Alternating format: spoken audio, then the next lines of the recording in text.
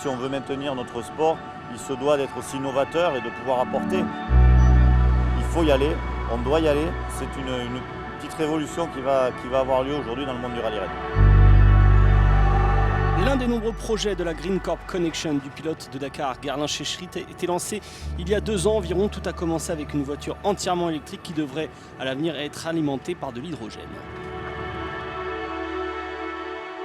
C'est le laboratoire le plus compliqué, hein. C'est là où on va rechercher l'endurance, on va rechercher la distance, hein, ce qui est compliqué aujourd'hui dans les véhicules électriques. Nous, l'objectif, c'est d'être présent sur le Dakar en 2023 et puis d'essayer le plus tôt possible derrière de le gagner. Et avant cela, les performances sont déjà impressionnantes. Il y a beaucoup moins de bruit pour vous distraire. On a un bruit sourd. On comprend vraiment ce qui se passe donc avec les pneus. La voiture absorbe bien les dunes et les rochers. Un autre projet a pris une longueur d'avance, c'est le Gen Z hydrogène de l'aventurier Mike Horn qui a découvert le Dakar il y a à peine 2 ans avec Cyril Després. D'avoir un projet où on peut intégrer une source d'énergie beaucoup plus durable et beaucoup plus propre, c'est quelque chose qui est un peu maintenant devenue une mission de ma vie. Il y aura bien sûr des voitures, mais aussi des camions respectueux de l'environnement. Pourquoi au sein de faire cette compétition? Eh bien, c'est avant tout pour démontrer des performances. On veut être les aventuriers de demain.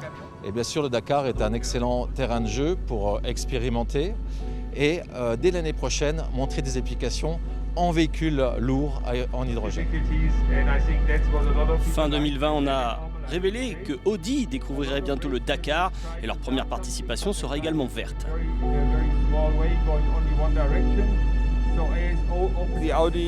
L'Audi sera propulsé électriquement sur ce Dakar, c'est une première, le tout électrique. On utilisera un convertisseur d'énergie pour recharger les batteries.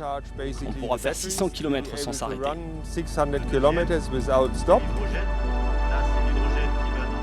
Dès 2026, on voudrait que les catégories élites, c'est-à-dire les 20 meilleurs pilotes, roulent déjà avec des véhicules à émission zéro pour arriver en 2030 à avoir toutes les voitures et tous les camions du Dakar à émission zéro ou proche de zéro.